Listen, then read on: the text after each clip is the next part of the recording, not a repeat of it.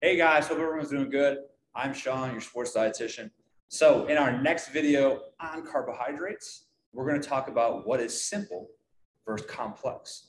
In the first video, we specifically talked about what are the four types of food groups that carbohydrates come in, what is the function or why do we need to eat carbohydrates on a regular basis, and then I give you a couple visual examples that you can go off of. We're going to go over some more for your meals and your snacks down the road. We're going to talk a little bit about when you go to the grocery store, what are some quick and easy examples that you can buy from the store that you can incorporate in your meals, your snacks as well. But what I want to go over is these two pictures that are up on the screen, okay?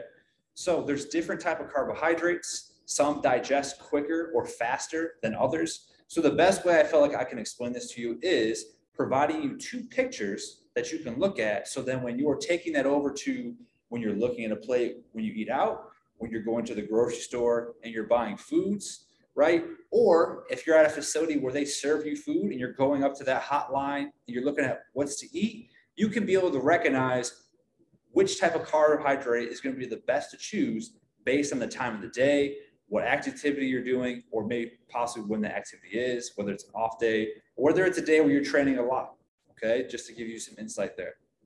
So looking at these two pictures, right? What I want you to do is just take a couple seconds and by just visually looking at them, think which picture could be a simple carbohydrate and which could be a complex carbohydrate, right? Probably right off the bat, you're looking at it and you can see a couple different differences. So give yourself a couple seconds and take a guess, right? It's okay if you're wrong, if you don't know the answer. Again, that's why you're watching this video, because you're on here to learn, to get better, to try to improve yourself as just a regular general population human being, or specifically if you're an athlete. Now, you're going to hear me talk a lot about specifically athletes because that's the field that I'm in, but a lot of the stuff that I talk about is going to easily relate over to anything that you might do, even if you're just an active individual in general. All right, so I hope you kind of took a guess and figured out which one is which. But if we look at this left picture, okay, on the screen, that's what I would say is white rice. And that's what I would consider a simple carbohydrate. Okay, so if we're looking at the two pictures, well, why is that simple versus the picture on the right? Okay, if this is simple, well, obviously this has to be a complex carbohydrate. So if you look at simple carbs, okay, what is left after they process the rice, right? Let's say after taking it out from the field is all we have is the carbohydrate left, right? The fuel and energy from that grain. What we're missing from is the protein, the fiber, in some cases, depending on some of your grains, it may have a little bit of healthy fats in it. And we're losing some of those vitamins and minerals. Now, a lot of times if they're stripping a lot of those things or taking them away from the grain, they will add them back in to make sure you're getting those key micronutrients or vitamins and minerals. So a lot of times your white rice, they'll add those vitamins back in to make sure you still are getting them, okay? Why can white rice possibly be beneficial or a simple carbohydrate be beneficial, okay, for an athlete, for example, right? So let's say you have a training that's at 2 o'clock in the afternoon, okay? The biggest thing we're leading up to training is we don't want to eat something that's going to digest too slow, okay, or make us feel slow, sluggish, upset stomach, or even possibly nauseous. Because if we feel that way physically, that's going to affect us mentally, right? Because mentally we're thinking about, we don't feel good, my stomach hurts, right? And if we're trying to go on the pitch, on the court, on the field, depending on what your sport is, and you're feeling that way, you're probably not going to be able to give your 100%. Okay, you're probably not going to be able to give your best to your teammates, to your coaches, and what they're expecting and asking of you to do. So it may be helpful as we're leading up to training to go with something that's going to break down a lot easier and digest a lot quicker. So we get that fuel and energy to the muscles and to the brain at a faster rate without all the possible digestive issues. Now, there is some cases where some athletes will eat both options leading up to a training session. And it could be because they've done it before. Their body is adapted to possibly having some multi-grains or whole grain options leading up to training. And maybe their gut is adapted to handling those things and it's not a big issue.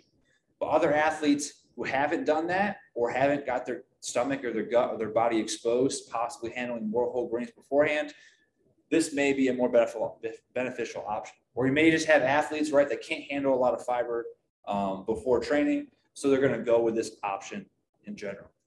Now, this can also be helpful directly after your training, because if you're training, let's say 1 to 2 or 2 to 4 hours a day, right? What are you doing the other 20 to 22 hours of your day to recover, right? Recovery is the name of the game. If you can put as much work as you put into that 2 to 4 hours as you do it to your recovery, right? That puts us in a position where hopefully we're in a good position, energized, recovered for the second session of your day, or in a great position and feeling good going into the next session and training that you have going in the next day. So some athletes will have a simple carb directly after training because it digests quicker. And again, it gets to the muscles and the brain faster to refuel a lot quicker. Now, to the other side of that coin, this, for example, could be something like a wild rice, or you can think of it as a brown rice, for example. So if there's days you don't do any training, or let's say you did training in the morning, but the rest of your day, you're not doing a lot of activity or you're not doing a lot of exercise, right?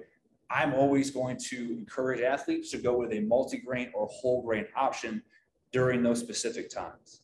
And the reason why is if you look at both of the colors, right? If we have a malt or a whole grain option, like a brown rice, a whole grain bread, a whole wheat pasta, right? A lot of the nutrients that may have been taken out of this white rice or simple carb, we're not taking out of this whole grain. So we're still getting the fiber, the protein, a lot of those vitamins and minerals, okay? And again, in some cases, a little bit of fat depending on the grain. So we're getting a lot of those nutrients that we may not be getting from here because they kept the whole grain and kept it intact. Now, how are these important, right? Simple breaks down fast, complex, it's going to break down slow, so slow digestion. And how does that help you as general pop or an athlete in general? That's going to allow you, all right, to have slow burning energy throughout the day. The worst thing we want is energy that's like a roller coaster, right? Have a high energy for an hour or two, you're exhausted. Have high energy for an hour or two, then you're exhausted again. I'd rather you have energy consistent all throughout the day, because that tells me, one, your fueling routine is frequent. You're getting your meals, you're getting your snacks in. And that also tells me you're frequently including carbohydrates specifically throughout that day. All right. So if you have an off day, probably going to go more with these. Let's say you've had one training session a day. You may want to go with the simple carbs, all right, around that training session if you've had issues in the past. And then if you're away from that training session, you can go with the complex carbohydrates. You may have 2 training sessions a day, and you may can't handle the high amounts of fiber or the high amounts of protein at all. So you may be doing more of a simple carb consistently throughout the day, right?